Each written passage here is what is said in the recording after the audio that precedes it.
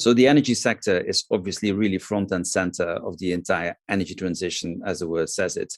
I mean, as it stands today, electricity generation accounts for about 40% of CO2 emissions, 70% of that is coal.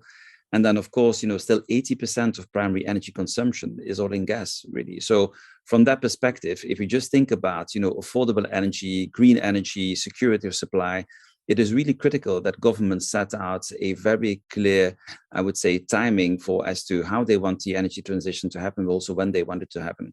And, with that in mind, if we just think about it, first of all, when it comes to decarbonization and electrification, it's going to be critical that governments, when providing that line of sight, but also committing to invest and committing to provide the right regulation, that, those new technologies can be implemented quickly enough.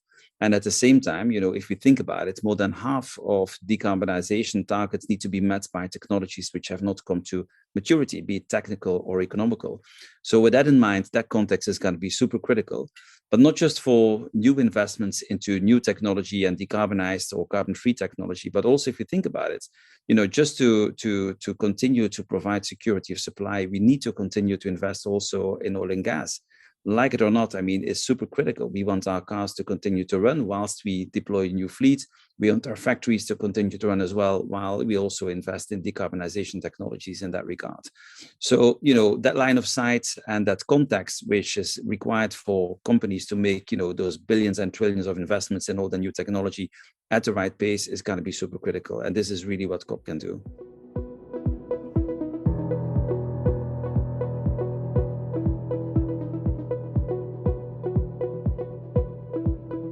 So it's very important to underpin the fact that an acceleration really is required. As we all know, the next decade is going to be critical as we are effectively using up at a very fast pace our carbon budgets, for the next 50, 60 years. So, and if you just think about it, in the worst of the pandemic, when there was a very big economical slowdown, and with all of the measures that have been taken that actually consumers could take, like not traveling anymore, reduced telecommuting and so on, we've seen a global reduction of close to 8% in terms of carbon emissions. Now, that kind of reduction has to be repeated for the next 10 years, every single year, year over year.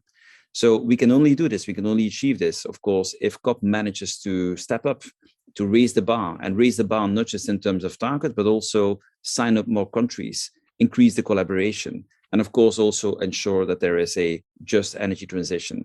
So what that means is that we have to provide, I would say, support for the poorest countries and the poorest populations that will be affected the worst also by climate change. And if you think about it, companies really are in a position whereby they can see that there's value in accelerating the energy transition. There's actually a real business case. Technology is mature, there's money to be made, and there's also risk for those companies that don't sign up.